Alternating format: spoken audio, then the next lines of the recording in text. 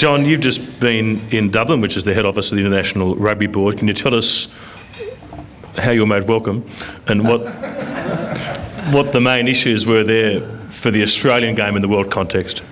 Well, the Guinness is as good as ever. The welcome was mixed, I guess. That's probably not unexpected. Pretty hot agenda on this occasion, particularly around these. And rugby does make itself somewhat more complex than other sports at times, the experimental law variations. And you know before you go into the meeting that the political party lines are drawn. The Northern Hemisphere basically don't see that there's anything wrong with the game. They've just had a great Six Nations, full houses, their economy's strong, and Scotland beating England 15-9, 5 penalty goals to 3 penalty goals was a great game. So, I mean, we're not actually talking the same language. So it becomes quite.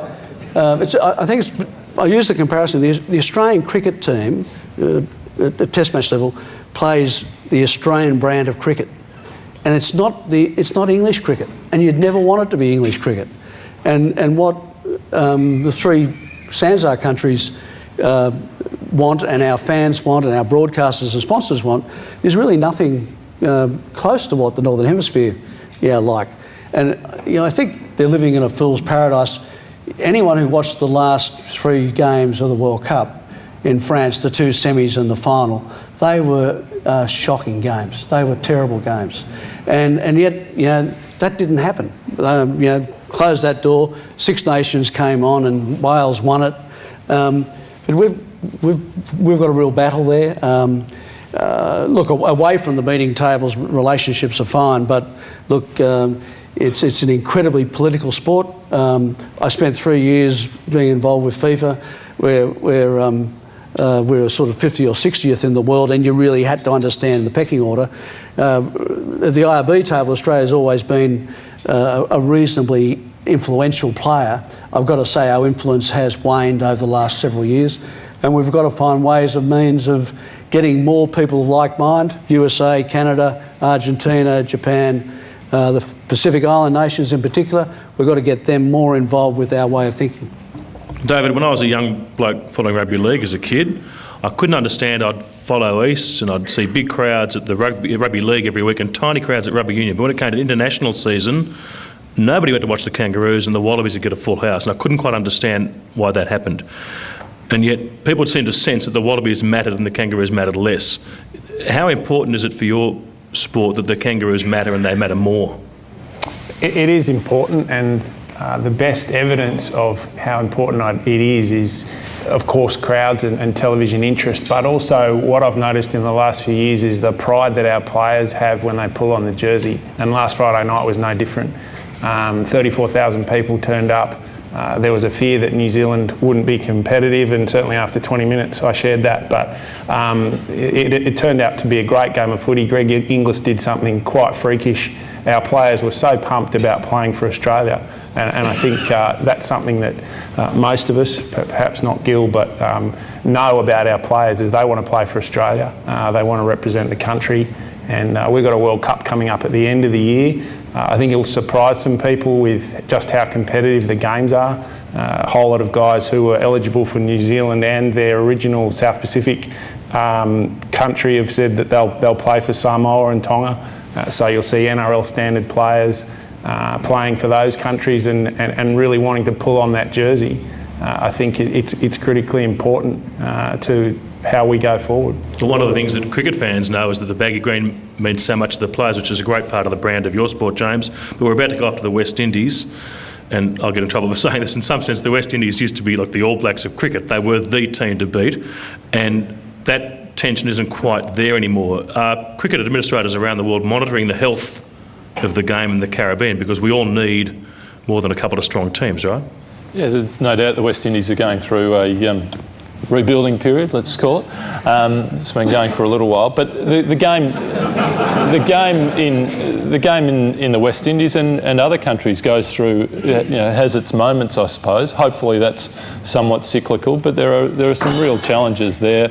that perhaps aren't there in other places, and it is quite remote. It's remote from the rest of the cricketing world. I guess from our perspective, one of the things that we're lucky about is our players do have great pride in wearing the baggy green cap.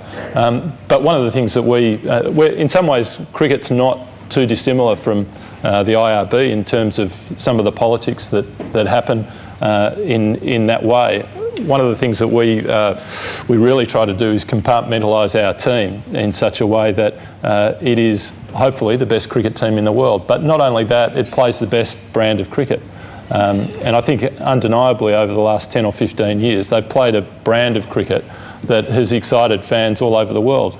That works obviously because they're playing good cricket and people like winners, but beyond that, it also means that it's a valuable property when it comes to selling our media rights into other parts of the world, particularly India, but also England, obviously. Now, Gillen, from time to time, the AFL guys play against the Gaelic football chaps from Ireland, and I've been to Australia Ireland rugby matches and they're loving. Everyone gets on very well, people sing and drink together. Whenever Australia plays Ireland in AFL, it tends to be an on-field fight, and there's been cancellations and people getting very upset. The game's back on as I understand it. Who had to apologise to whom to get that up and running? Back on. I nearly did. But we're obviously been in discussions for a few months, and there's a high probability to be on at the end of the year. I think we acknowledge that maybe that our professional athletes playing against their amateur counterparts and their fierce desire to win may have meant that the game went off the rails. Is that MAME? Is it the word you... No, probably a bit of that too. Sorry. But I think, so we acknowledge that we probably had to come to the table understanding that our players might not have done the best thing by the game in the last series. But I think also the Irish went back and realised their players really wanted to keep playing it. And while the administration was angry, I think they had a really positive push from the players who actually, as amateurs, this is one chance they got to represent their country. So I think both parties learned a bit from where we got to, and over the course of 3 or 4 meetings over the last 4 or 5 months, people have heard each other, and I think there's a good chance we'll be back on this year. Okay, I want to touch on the issue of privately owned clubs or semi-private clubs. David, how many clubs in rugby league now remain community owned in the sense that they're tied to a licensed club, for example, but they are purely community owned, that there isn't a private ownership or a broadcast ownership? The number, there's 3 privately owned clubs at the moment: New Zealand, Manly and Souths. Right. We've got clubs with News Limited interest, Melbourne, clubs in Sydney tied to leagues clubs, traditional ownership models. So we've got a disparate range of ownership structures. We, in many respects, encourage private ownership, but we encourage it to the extent that those who go in must know that they're going in as a labour of love and not as a profit-making venture.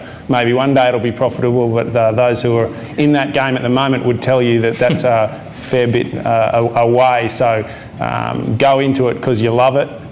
Don't go into it because you think you're going to make pots of money. It's not easy to make money in any sort of football club, whether it's rugby league or the others. John, you've started to talk about the idea of floating off or selling off. I think a 49% stake is the discussion so far of Super 14 franchises. But those people who buy those clubs they'll have a lot of autonomy taken from them. There'll be certain things they won't be allowed to do. So they're not going to pay fair market for the money coming out of it, are they?